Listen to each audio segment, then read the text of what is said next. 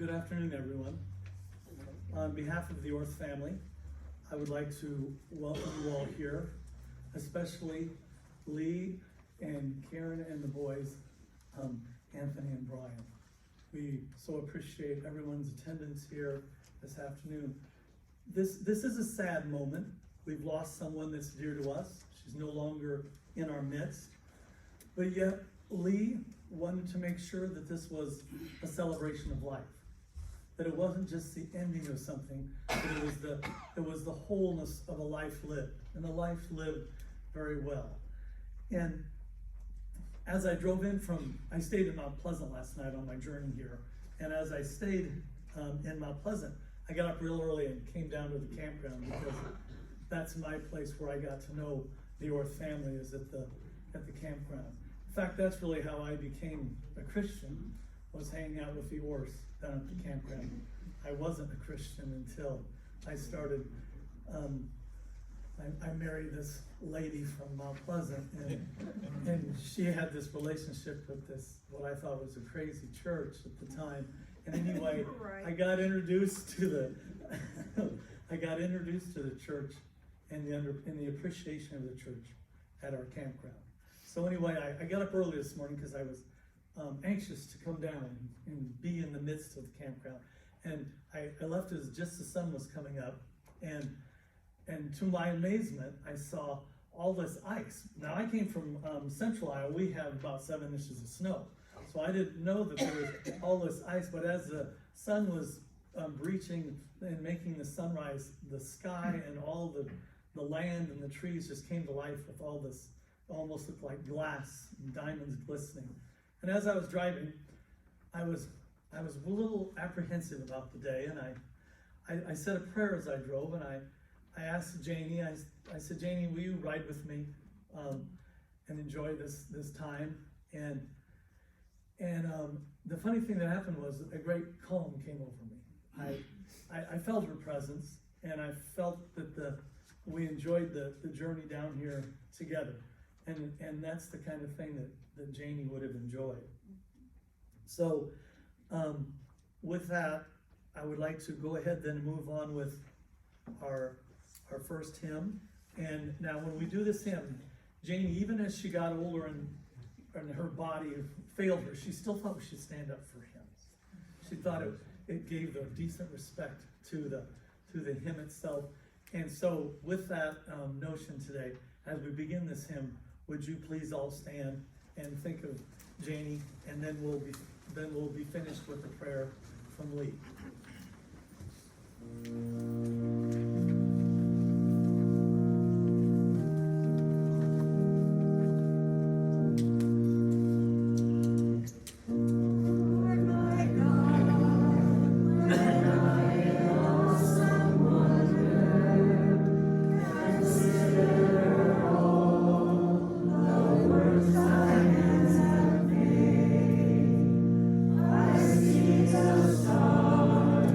I hear the Lord.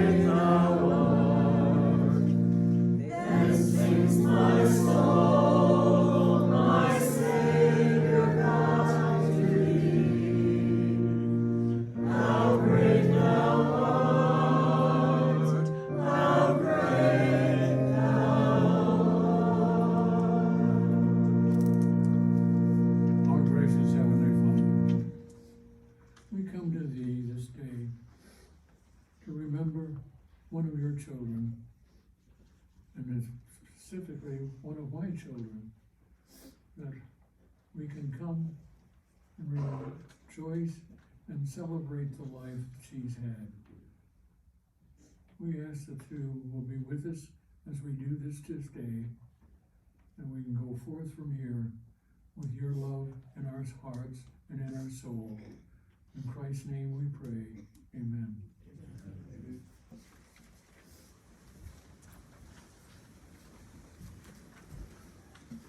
Thank you very much, Lee.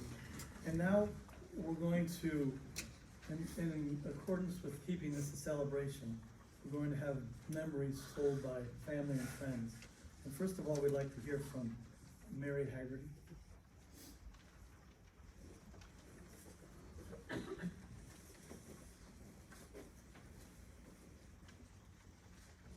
How long do I have?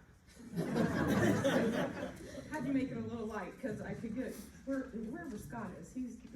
It's his fault if I start crying because I was doing great till I started talking to Scott. I first met Janie at Graceland. I'll get it out of my system here. I grew up in Beardstown. Everybody know where Beardstown is? Over on the Illinois River, not the Mississippi. And my mother, in her infinite wisdom, when we were driving to Graceland, thought we should stop at the Nauvoo Mill. And poor Carmen, she was trying to get 3 kids to Graceland the same day my mom was trying to get 1.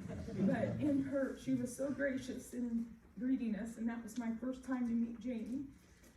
Little did we know we would be on the same floor, different houses, but the same floor, like in Tess Morgan. It's that little L shape, and we were on the 2nd floor. She was in Soraya. I was in Camorra, but we were both in the nursing program, and so we had many classes together and became great friends. When we went to Independence, of course, we were poor because we were going to a private school and we were living in apartments and had to have our own food. And we would always go to this one place, Magic Walk, because you could get lunch there for like $2.95. Yeah. And it was an entree, a little bit of soup, rice, and a drink for $2.95. So in that midst of being a poor college student right after, Janie wanted her hair permed. I don't know, but she did. And she let me perm her hair. And little should we say, it's a good thing I stuck to being a nurse. Because I even have a picture, and I wished I would have brought it, but her hair was like out to here. I know that for weeks she washed it a couple of times a day. Probably not, but she thought she was going to get her hair to settle down. Well, in return, you used to be able to, I don't know if you can still do it, because now I go somewhere and have my eyebrows trimmed, because I could have a unibrow if I didn't. So you could get these strips that you put like up above your eyebrow or on your eyelid, and we did that, and she got one side really close on mine where I thought it was never going to grow back again. So we made ends meet on our own terms when we were really poor. Then came Anthony and Brian. A true joy for all of us. We had to find another Chinese place because Magic Walk closed. So we had this place and we called it Cheap Chinese. It is actually still there. And anyway, the first time that we took Anthony and Brian to this Cheap Chinese, I don't think the boys really had sat at a table and ate. She had had them about 3 days. So we go, and we're sitting at the table and they're in their little booster seats, and we have them tied in because they couldn't sit still. And Janie and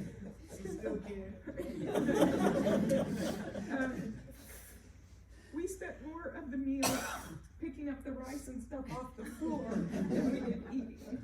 But it was fun, and the amazing thing was, and this was the amazing thing about Janie to me, is that probably about a month after that, we went back and they let us in And it was amazing to see how much better the boys sat at the table and ate, just within a month of her guidance and her keeping them on a routine and in a stable environment, and how she loved you boys. And I know, I'm so sorry, everyone. I've been doing a good job till now. I apologize. I haven't seen Janie in about 3 years. She came to my mom's funeral. I was shocked to see her come in because I knew that she had not been doing very well with her health. And I could see her. I was standing up here like this line here, and I saw her walk by in the back of the funeral home, and I motioned to one of our other friends, and they went back and got her and had her come up and sit with them. And it was such a joy to have her there, and a comfort to me as a friend, that she came for my mom. I know today that if she saw you two standing up here, greeting each person and talking to them personally, how proud she would be of you. She really would. And even though I'm being selfish and saying instead she's gone, I'm so happy she is not in pain and that she can be healthy and alive. And that's what we believe, that she is now healed, and that she's gonna, when we get to be where she's at, she's gonna show us the ropes, because she will have already figured it all out, because she's super smart. And I will miss knowing that my friend is gone, but I will be happy to know that she's waiting for me. Thank you.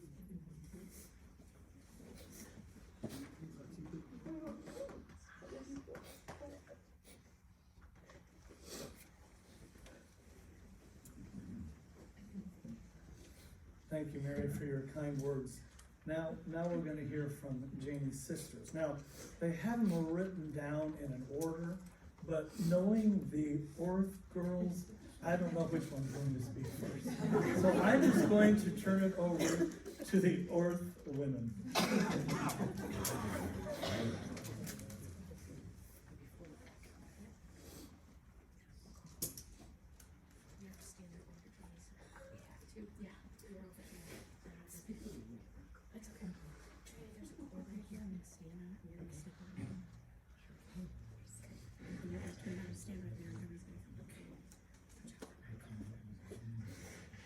Well, he's right, we aren't going in order. Why would we do anything that way? That's in respect to Janie. She doesn't always do things in order. Yeah. Well, I'm Joni. I'm the fourth one of the four J's.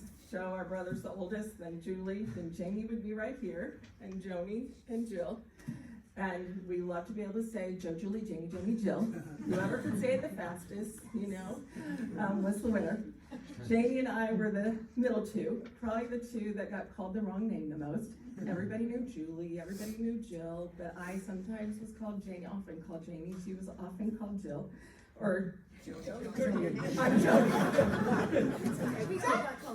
That could be the problem. I didn't know my own name. But we were the middle two, and there were a lot of things that we shared in common, several things that we didn't. But growing up, just several things that we shared in common. We liked to dress alike, which was really kind of fun until it wasn't. And then it was like, no, I'm buying that outfit. And she'd say, no, I'm buying that outfit. And we'd get into arguments over that. So some similarities that we had, as Mary Beth said, Janie was a nurse, I'm a nurse, and something that we always share in common. This week has gone on, the amazing thing is how God blesses us with memories. And fortunately, God has filtered out those memories. And I've just been blessed this whole week of just so many positive memories of my sister. And this morning, there was a weird one that popped in my head, how we used to, as kids, find all the rotten apples underneath the apple trees, and we'd line them up across the road, the highway, down by the church, and then we'd go hide, thinking no one saw us. Laying down in the field. And then we would lighten how they could drive by and smash the apples, which was to no delight of our mom. Someone did call her, and she did correct us and let us know we couldn't do that anymore. So the rest of our life was boring. But just so many fun memories that have popped into my mind. But I'm not going to share all those childhood memories. My kids already asked when they came in, when they saw all three of us girls' names. They were like, how long is this going to be? I warn you, I will not go through every memory. But I did want to choose a couple that were just very dear to me. And I think Julie and Jill are going to talk more about childhood memories. But most of those, the first one probably revolves around nursing. And as Mary said, went to Graceland. All 5 of us kids went to Graceland. And the Graceland program, the first 2 years were in Iowa, and the last 2 years were in Independence. So here was this small town girl moving to a big city, somewhat lost. And my sister Janie was always there kind of watching out for me, you know, telling me the places I could go, the places I couldn't go, and just helped guide me along through the nursing program and so many things with that. She would also teach me some other things. A story that my siblings have never let me live down is right after I moved into the apartment with a roommate, and she'd call to say, Janie, how are things going? And I said, man, things are going really well, but it sure is hard putting up that shower curtain. And she's like, how is it so hard putting up a shower curtain? I'm like, well, you have to screw it out of the wall, and then you have to screw that curtain back up. And she's like, Joni, there's hooks that just go right around that bar. So she was always teaching me. Yeah, one of the things, she worked at Children's Mercy, and she loved working in pediatrics. She loved the kids, she loved oncology. And just something she and I both shared, that we both worked in pediatrics. But one of the things that I remember, probably the sweetest memory, is it was time to take state boards for nursing. And I was really worried about taking boards and passing. As kind of a perfectionist. Was there an eye roll there? And I was just really anxious and worried. And Janie did the kindest thing. Every day that week, the boards were on Saturday, every day that week. And this was before cell phones, before you could text, before you could Snapchat or anything. She sent me a card. That's a piece of paper with writing on it. She sent me a card every single day that week to encourage me and say, you can do this. I'm thinking of you. And the very last day, she sent me a bouquet of flowers. And with a very kind note. And so just always remember the sweetest thing that she did for me then. One of our other fond memories are sister lunches. And Jill was kind of excluded because she lived 5 hours away. But if she lived close, she would have been included. But it started years ago, first when Janie, I'd say, oh, let's go out for lunch on your birthday. So I'd drive to Fort Madison, we'd go out for lunch. And then it became where all 3 of us, Julie, Janie, and I would go out for sister lunches. And different places, wherever Janie wanted to go. But Janie, if everybody knows her favorite food, which is Chinese. We would do Chinese, we'd do barbecue, but lasagna. She was always in search of the best lasagna. And we'd gone to some restaurants and probably failed. But we did find out the very best lasagna. And that day we went to Burlington to La Tavola's, something. Yes, and the very best lasagna, and she loved eating that. And we went thrift shopping, and we had such a fun time. And I remember dropping her off, the 3 of us, as I dropped her off at the door, and she said, this was a really great day. I had so much fun. We should do this more often. And there was a real sisterhood, that we enjoyed one another, and we enjoyed those times together. I'm very thankful for those.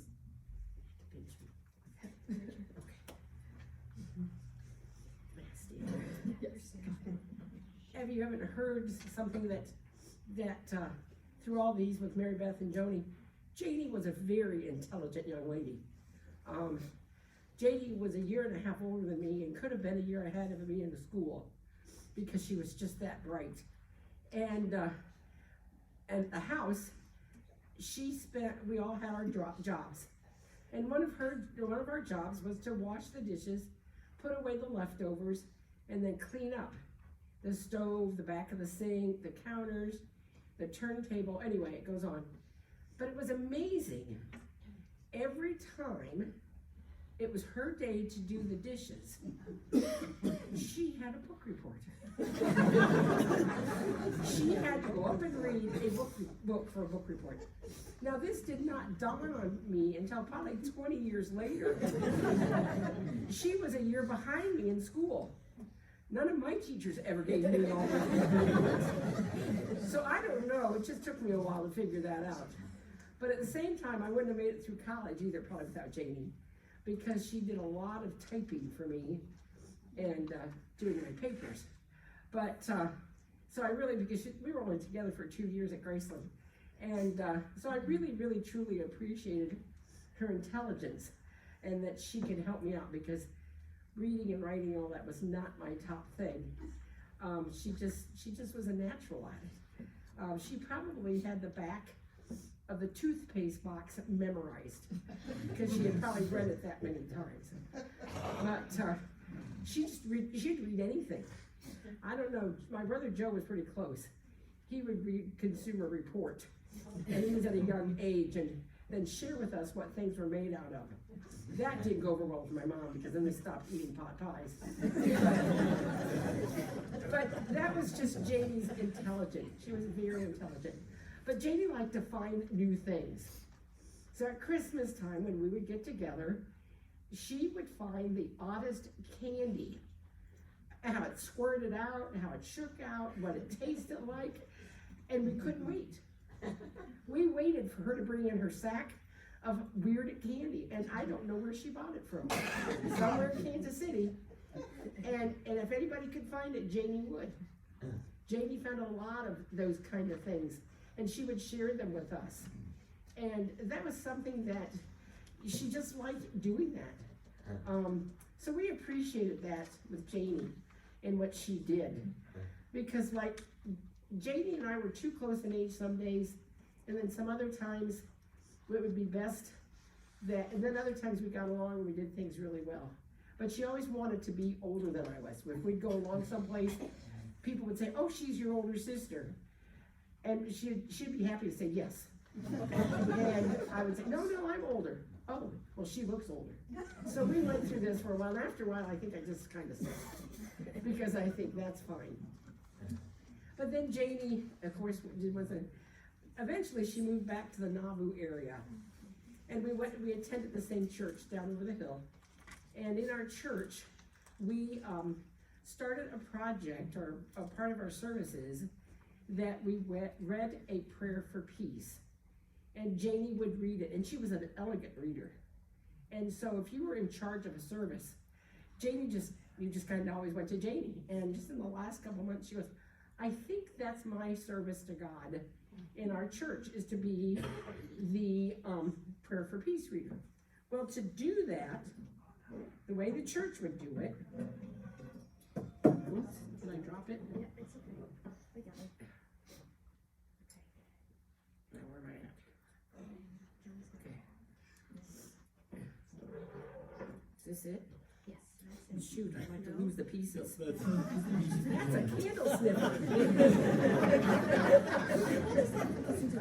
Okay. Anyway, there was a gong. There was a gong, and the whole reason was to get you centered. Well, and she would tap it, and she would, let it go off, and it was supposed to be really quiet and going on. And then she'd do it again, and it was a little bit louder. And then one time, I was foolish.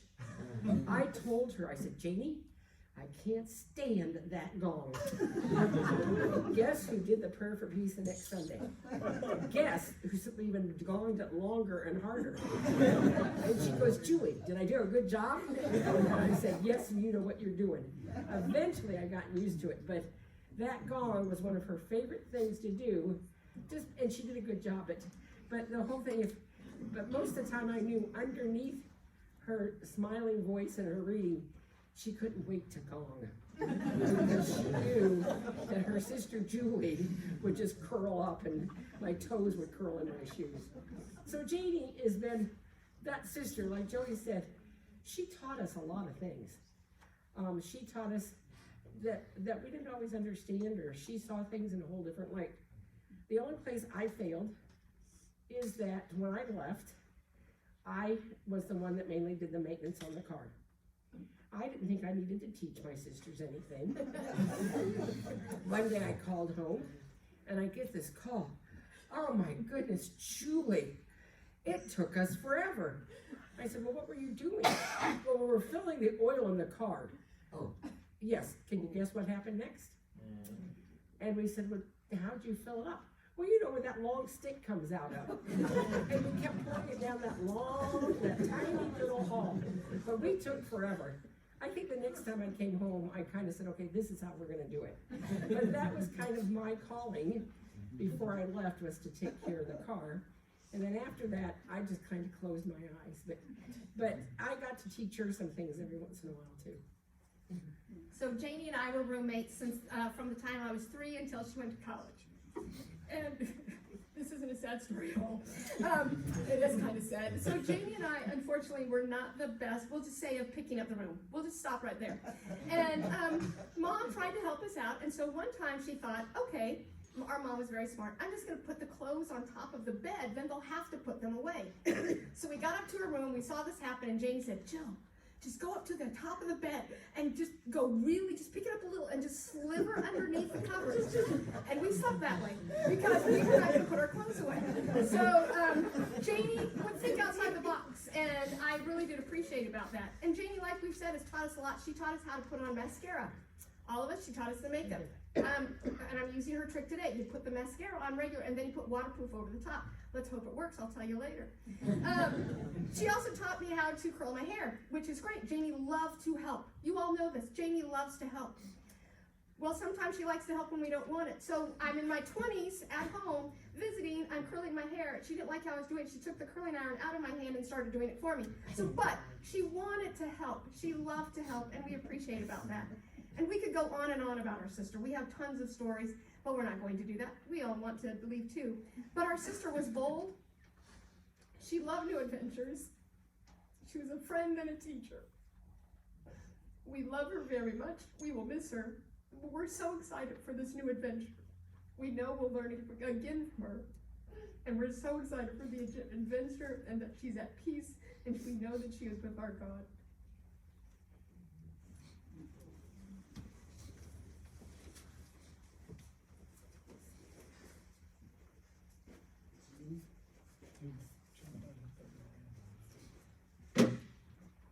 So I wrote something. I don't know if I'm gonna be able to get through it, but I'm gonna try. I'll read it for you.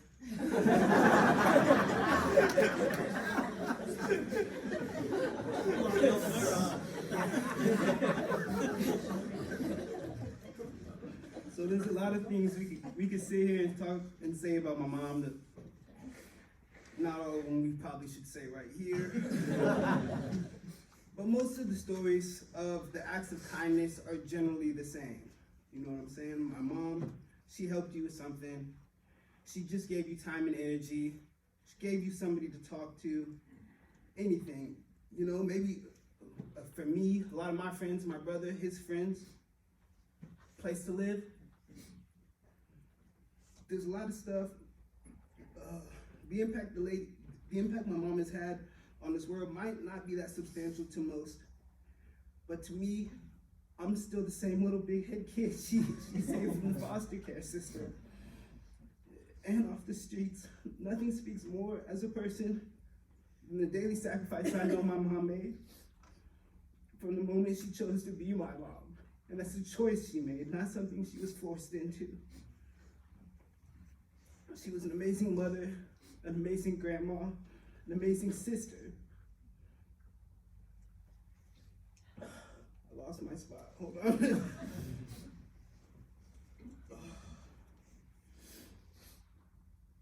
she would have moved mountains for any one of us if she could. And nothing has been more impactful in my life than knowing no matter what, I always had my mom in my corner. She wasn't dealt a fair hand, and I know this. And yet, she always gave everything her best shot. She always tried. She always fought to try to give you the best of her, especially me and my brother.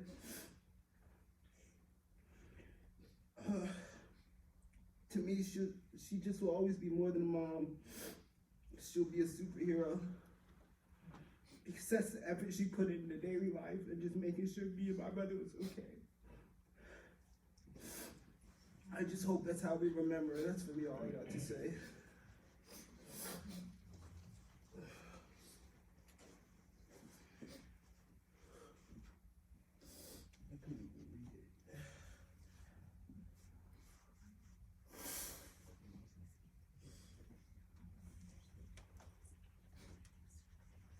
Anthony, do you have anything you want to share?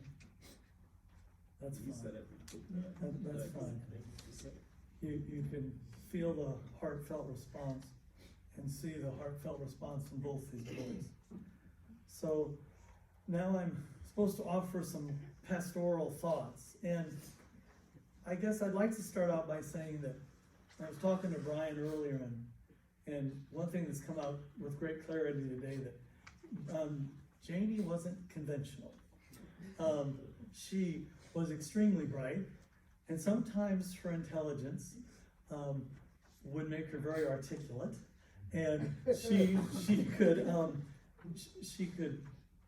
was very good on her feet, and I respected her for that, and I enjoyed conversation with her for that.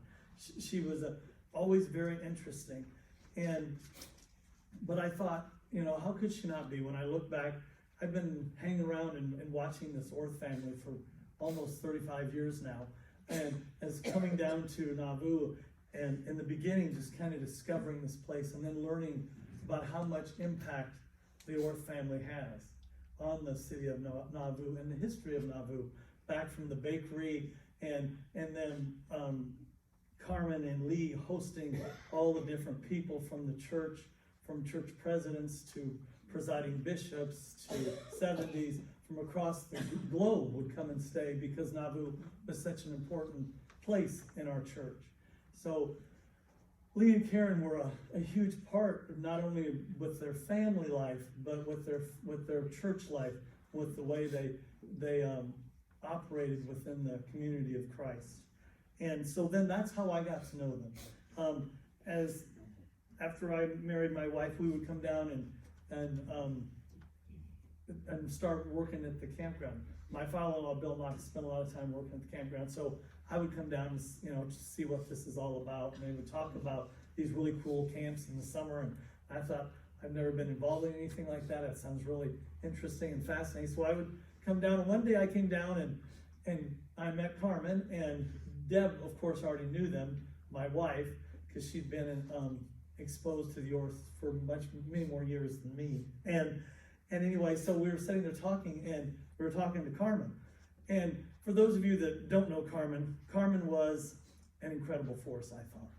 She was a small person in stature, but she was a huge person in personality and in the ability to move things forward. I was talking to one of the girls, and I said, to me, Carmen was like, lead follower, get out of my way, and sometimes she just would prefer you to get out of her way.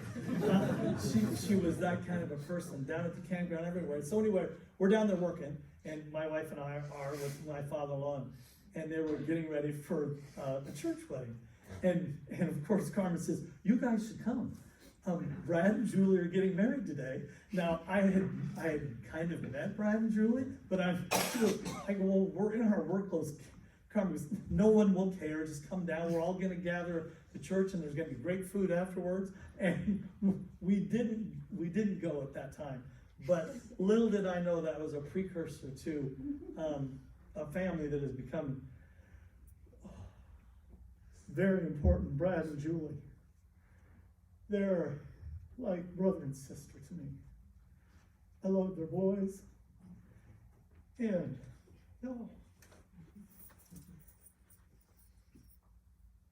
And they're just an extension of the whole Ourth family and the compassion that they bring. I mean, how could Janie not have had a lot of spirit? I mean, when you look at her grandma Ourth, and you look at her grandma Harsh, and you look at her mom Carmen. I mean, and now Lee's married to Karen. I mean, these are all some pretty strong-willed women. Lee, we may need to have a conversation about this later. These women have been such a big part of your life. But anyway, I mean, I met her grandma Ourth. She was very frail, and Leonard Young had come down to church camp, and in our world, Leonard Young was a pretty important person. And anyway, they were going to do a tour, and I heard Grandma Ourth asked, and I called her Grandma Ourth. I never really called her anything else but Grandma Ourth. And she was going to give a tour, and she wanted Leonard Young to go on this tour with her of the properties and of the history of the church. And she was very excited, and she was kind of this crumpled up woman at the time. And I thought, well, I said, can I go? You know, it was just a small group. And she goes, well, yes, you can go with us. And so we go on this tour, and it was the most vivid, lively experience I've ever had. We went down to where Mary and Joseph were buried, and Hiram, and she shared this whole experience. This little person just came to life and shared this experience when she was there, when they exhumed the bodies, and she got to see them when they placed them in their tombs. And she had that whole experience, she shared it, and I was just riveted. It was just amazing to me that she had not only the church history, but she had lived the church history. And she was just this little amazing force, so intelligent, had so much knowledge, and it just rolled out of her. And then we went to other places around town, and she gave us this very deep description of everything. And I can remember I was kind of in the back seat, and her and Leonard Young were up front. And then as we neared the end, it was a very warm day, and she had some things she wanted to show us in the attic of her house. And Leonard Young goes, it's really hot. I don't know if I'm going to go out there today. So we didn't make that part of the journey, but was her enthusiasm about her love of the church and her love of the experience of being in Nauvoo. And then I got to know Karen and Lee, because we did youth camps with Brad and Julie once we started to become involved in the church. And I'd never been to a youth camp before, and let alone did I don't know if I've ever shared this with you guys, but I never prayed in front of other people. So we're having this youth camp, and Karen and Lee are the cooks, along with oh geez, help me, can't think of their names. Ron and Joanne Gunn, and they're, I mean, Ron and Karen together is a huge force all in itself. Anyway, so they're cooking, and we're getting ready to have lunch with all these kids, and Karen just yells out, "Todd, give us the prayer," and I'm like, oh, okay. And and it was just something that you did when you were at camp. But I, being an unchurched person, I kind of was taken aback for a second, and I did it. I felt like one of the little campers myself in that moment. I felt like I was learning this new experience of walking with God and learning to understand what it's like to live in a spiritual world. So anyway, that's another thing that I remember very fondly of the Ourth family. And then also, I didn't know Grandma Harsh other than I've heard stories about her being a caregiver. So with that in mind, how could we expect Janie to not have that spirit, that great spirit that sometimes caused collisions, but also always made us think, because of her intelligence and her love and zest for life. She always brought interesting things to me whenever I sat down and talked to her. You could talk to her about a lot of different things. And even as she began to fail, she still always wanted to be a part of church. She would always, I've heard him talk today about she spent a lot of time in t-shirts and sweatpants, but on Sundays, she always looked very nice. I never knew any other Janie than that on Sunday she came to church and she wanted us to stand for our hymns, and she wanted civility in our church life. And she, even to the very end, I was talking to Linda Hardery, her pastor, and she was supposed to be part of the church service last Sunday. And she called and said that, she just wasn't feeling up to coming. And Linda said, don't worry, I'll cover for you. But, even up to that point in her life, she was still being an active member in her church.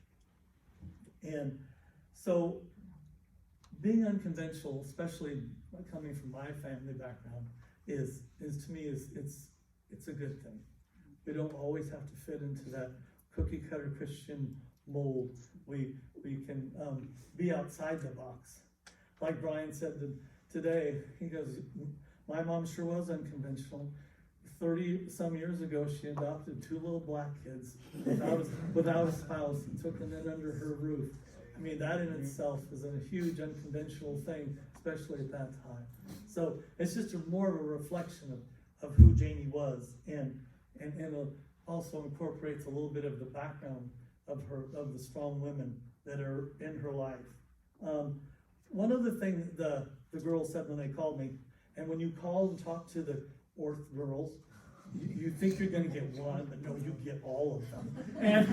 And sometimes I hang up and I just laugh because it's like, wow, there's and just like their mom, there is so much energy, there's so much enthusiasm, and not one strong opinion in any of them. But anyway, they had said, could you sing Amazing Grace? If you want to, you don't have to. But I just got thinking about the song, Amazing Grace. And, how amazing grace is. I've been battling illness this winter. I've had lots of colds and things going on. There's things going on with me right now. But I have never had to deal with something chronic that was day in and day out like Janie had to do. I can't imagine what that would be like. Brian said she started doing dialysis when he was 16 years old. All those years. And like her good friend said, it would when I would see her, not as often, you could see the toll of her physical that this world was doing to her. But yet still, I would see her at church whenever I was back. And at reunions in the summertime, and at camps in the summertime, that's how I got to know her and experience her. So, in Ephesians it says that our salvation is not earned or deserved. It is strictly a gift from God. And how do we receive this gift? Well, by putting our faith in Jesus Christ. And that's what Janie chose to do, was put her faith in Jesus Christ. And through the amazing grace, she's endured so much on this planet physically that now she doesn't have to deal with those issues anymore. And I think it was such a wonderful thing that in the waning days or in the moments of her life, she wasn't in the hospital doing dialysis. She wasn't in the hospital because she'd been sick so many times. She was at home among her own things and died in her own bed. And we are sad to see her gone, but it is, to me, a blessing from God that experience happened, because I've seen end of life much differently than that, and she was blessed to be able to be in her own place and among her own private things. So with that, I'm going to try to sing a little bit of Amazing Grace. So my voice is failing me, so it's more about the words, because when I was traveling down here this morning with Janie, I said, I don't know if I'm going to be able to sing today, but I thought I'll give it a try for her. Amazing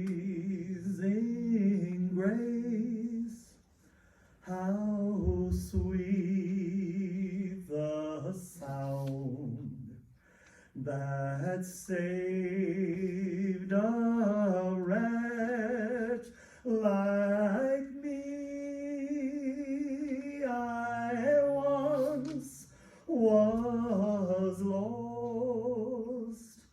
but now am found, was blind, but now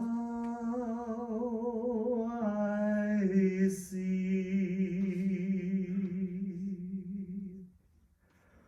Would you please bow with me? Our Heavenly Parent, our sacred Redeemer, our Jesus Christ our Lord. As we pause before you at this time, we know now that Janie doesn't have to carry around that burden of that beat down and wore down body that she was trapped inside. That now she has been released. She's free. She's able to go be with her mom and with her grandparents and the other people that she loved and enjoyed that have passed this world. That she is free from the burdens and the tethers of this daily life. So we so hopefully pray in your love and everlasting Spirit. In your Son's holy name. Amen. There's an old, old path where the sun shines through. Life's dark storm clouds from its home of blue. In this old, old path made strangely sweet by the touch divine of his blessed feet. In this old, old path are her loved ones dear, and our Savior walks all the way with her. In this old, old path made strangely sweet by the touch divine of his blessed feet. 'Tis an old, old path, shadowed veils between, yet Janie walks with the Nazarene. In this old, old path made strangely sweet by the touch divine of his blessed feet. She heard the voice of Jesus say, "Come unto me and rest. I bring good tidings of release to thee who art oppressed." She came to Jesus as she was, weary and worn and sad. She found in him a resting place, and he has made her glad. She heard the voice of Jesus say, "I am this dark world's light. Take living water, thirsty one, stoop down and drink and live." She came to Jesus and she drank of that life-giving stream. Her thirst is quenched, her soul revived, and now she lives with him.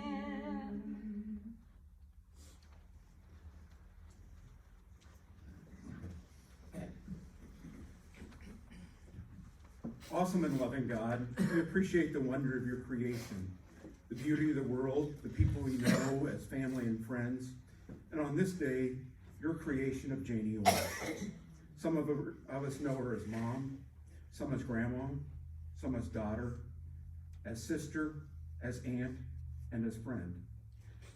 We reflect on the devotion and kindness she showed to others, that whatever she had, she shared with others, even to her own detriment. As with the widow's mite, all that she had, she gave. We thank those who have joined us this day to give dignity to the life that she lived. We know that some of us may feel loss and even guilt that there were goodbyes that were unsaid, that were more that we could have done. Through the love of Jesus Christ, we find forgiveness. Janie has gone in peace, and she would want you to go in peace as well. Today we offer up Janie to be with you forever. Go in peace. Amen.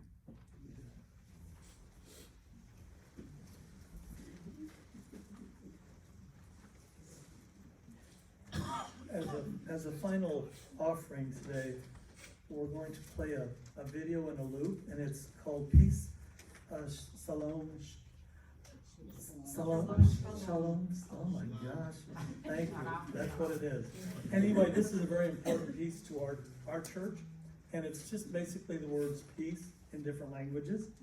And Janie had told Julie in passing, she said, you know, if I ever had a tattoo, it would be peace, shalom, shalom. Did I say that? Thank you, something like that. Anyway, she would have liked that. So, and as a final offering, you can sit and view this, and it's more of a processional for anybody who wants to observe it. Thank you.